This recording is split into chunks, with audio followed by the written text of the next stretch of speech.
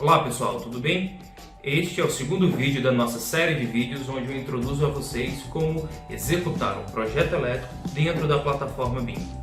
Nessa segunda etapa, eu pretendo apresentar como gerar circuitos elétricos e como estes se correlacionam com os componentes que geramos no vídeo passado. Esta é uma função simples e já é inerente à ferramenta em BIM que estamos utilizando. A ideia aqui é apresentar um conjunto de funções auxiliares que facilitam para o projetista a modelagem desses elementos. Vamos lá? Quando eu venho bem aqui e gero o meu painel, ele está gerando por esse método aqui. Então, deixa eu ver aqui. Posso alterá-lo para esse aqui, por exemplo. Nesse método aqui eu já vou dizendo qual é a corrente esperada, potência, tensão, alimentação, disjuntor de proteção, etc. Esse aqui é o completo, eu vou passar aqui para o resumido. Bem, agora que eu adicionei um quadro elétrico e já adicionei alguma carga a ele, né? Posso até dar uma olhadinha aqui no que seria o padrão do Revit. A gente pode também vê-lo, as informações por aqui, que é uma planilha de circuitos, né? No caso, para atingir a corrente de projeto, temos que levar em consideração a demanda, o fator de correção de temperatura, de agrupamento, e define o cabo a ser utilizado, um modelo de relação, né? E aí podemos determinar o nosso alimentador desse circuito, certo? No caso aqui, temos um comando já que ele determina para mim rapidamente por cima os fatores de temperatura, de agrupamento, de demanda, e já sai com as informações que eu preciso para o circuito, né? Ele faz isso para todos os circuitos existentes, ainda calcula a maior distância até o ponto, que ajuda a determinar a queda de tensão com maior precisão, beleza? Eu vou só modificar aqui o cabeamento. Nosso cabeamento aqui, ele provavelmente vai ser um unipolar com proteção PVC em alvenaria, esse daqui, beleza? Faço aqui o ajuste de tamanho de novo. Os tamanhos ele já joga para mim aqui qual é o tamanho necessário para cada um deles, beleza, pessoal? Então quando eu venho aqui no meu quadro, os dados já estão aqui, as informações do condutor, né, que seria o nosso alimentador, já está aqui, e as potências por fase já estão calculadas, assim como a queda de tensão máxima para esse circuito já está mensurado também. Então posso fazer isso daqui, posso dar um nome agora à carga, né? Vou dar um nome mais profissional. E agora eu posso fazer a alimentação de todos os pontos da casa. Então vamos lá. Bem, antes de começar a fazer a alimentação de todos os pontos, é interessante a gente adicionar uma tag a cada um dos pontos de tomada, e aí a gente já sabe quais são as tomadas que estão alimentadas e quais não estão alimentadas. Eu só preciso, primeiramente, né, adicionar a anotação ao projeto. Então, para isso, pessoal, eu seleciono aqui os elementos, vou filtrar aqui embaixo os elementos que me interessam, que são os de tomada, e agora eu vou dar um tag neles.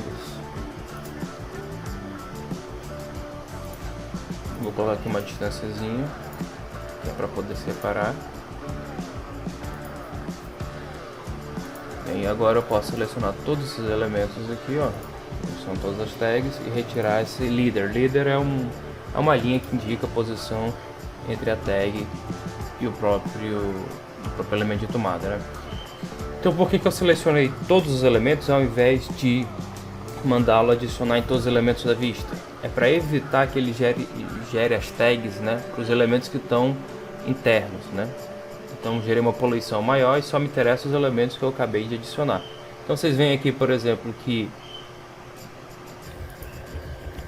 Então vocês veem aqui que já existe todas as informações. Eu vou só modificar o modelo da tag, vou adicionar essa daqui que ela é um pouquinho mais limpa. E todos que não tem circuitos, né, vai apresentar assim. Então já facilita muito a visão. Outra finalidade que a gente tem aqui para facilitar a hora de apresentar esse layout para o cliente, eu posso selecionar essa tomada aqui, vir aqui no meu AC Gauss e selecionar as tags que são similares. Qual é a finalidade?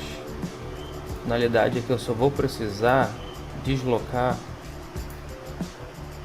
algumas poucas vezes a tag para ajeitar a prancha, né? Então vamos de novo aqui. Ó, vocês veem que ele mexe todas as outras que estão com a face voltada para o mesmo lado.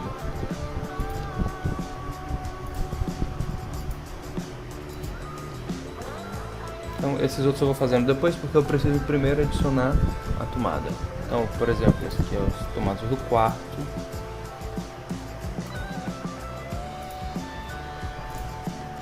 Eu vou adicioná-las.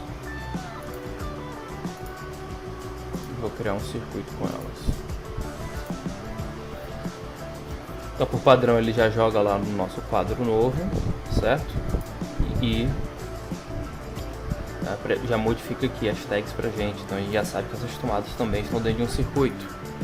Então eu venho bem aqui, seleciono todas as tags que são similares, coloco elas aqui bem bonitinhas para não ter dificuldade depois ter que refazer uma por uma, né?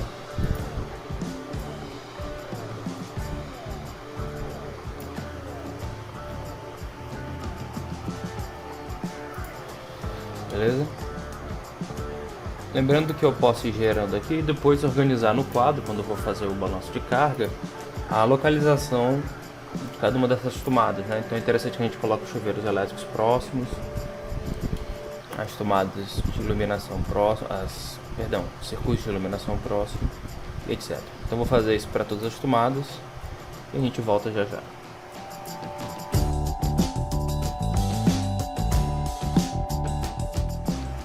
Um outro detalhe aqui interessante é caso a gente queira adicionar os circuitos depois, né, os elementos depois, eu posso simplesmente mandar editar e vir aqui para adicionar. Lembrando que a gente tem que ter cuidado com uma coisa, pessoal. Se esses circuitos estiverem conectados com eletrodutos, por exemplo, se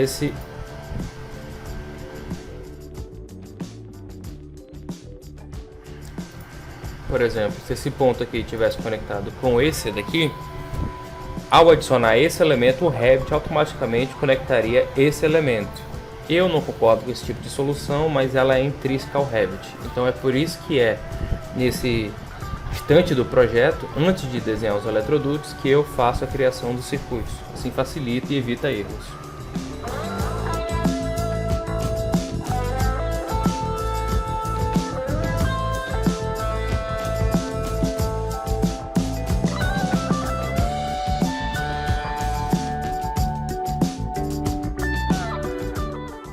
Bem, aqui eu já terminei a alimentação dos pontos do pavimento inferior, certo? E agora eu posso ir para o pavimento superior. E aí a gente vai fazer a mesma coisa. O pavimento superior é um pouco menor. Vou selecionar os elementos, filtrá-los. Para filtrar, eu marco só esse daqui. E vou adicionar aqui as minhas tags.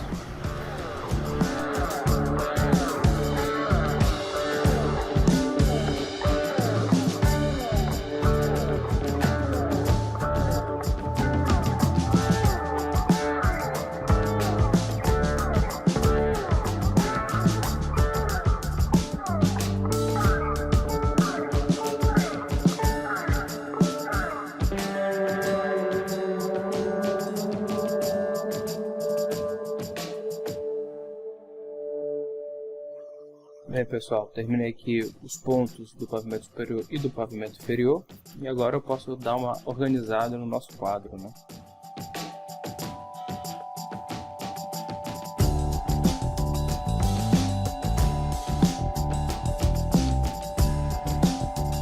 Pronto, organizei aqui o quadro. Eu ainda não vou limitar o número de espaços no quadro, porque ainda falta adicionar também o circuito de iluminação. Não é o momento agora que a gente vai ver isso. Então o que eu vou fazer agora é gerar os dados desses quadros, né? Como a gente ainda não sabe exatamente o fator de agrupamento que esses circuitos vão ter, o programa preenche sozinho aqui o menor fator de agrupamento que a norma indica, né, nesses casos. Então, vamos lá.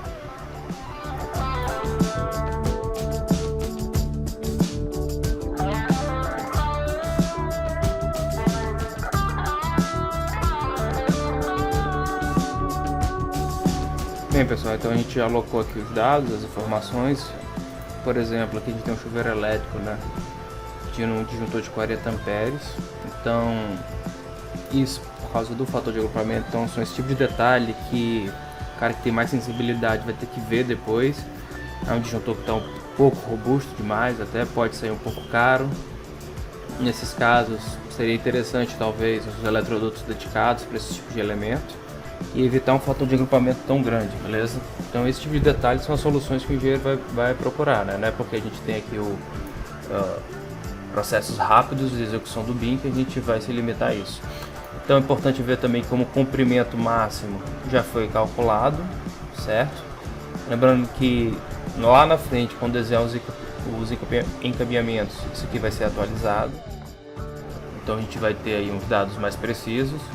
Mas por enquanto a gente já tem a cara inicial dos nossos quadros, certo? Se eu for dar uma olhadinha aqui, eu já tenho a potência. Se eu dar uma olhada aqui, eu também já vou ter as potências. Eu posso já começar a me preocupar com uma distribuição melhor dessas cargas, certo? Entre as fases, a demanda estimada por enquanto, beleza? E eu tenho agora todo o meu quadro pronto, meus circuitos prontos. Então a parte inicial do projeto, que é alocar os componentes, gerar os quadros, gerar os circuitos, já está executada. Eu posso agora apresentar para o cliente para ver se ele aceita essa solução inicial que a gente está oferecendo, né? Bem, pessoal, aqui eu tenho também uma interfacezinha que a gente gerou para poder auxiliar o projetista a acompanhar os quadros, certo? Aqui vai ser muito interessante quando a gente tiver os elementos e as rotas sendo criadas. Mais na frente, no próximo vídeo, a gente vai olhar isso daqui e já posso até ver os circuitos de iluminação que existem, né? No caso, a gente ainda não tem nenhum circuito criado, mas lá na frente vou apresentar isso para vocês para entenderem melhor. Essa primeira aba aqui que mostra os quadros e os circuitos já pode ser analisada, né? A gente garantir que as informações, um jeito rápido de garantir que as informações que a gente preencheu lá no Revit são as que a gente realmente quer no projeto. Pronto, pessoal, terminamos aqui essa segunda etapa, onde eu introduzo a vocês como gerar os circuitos elétricos.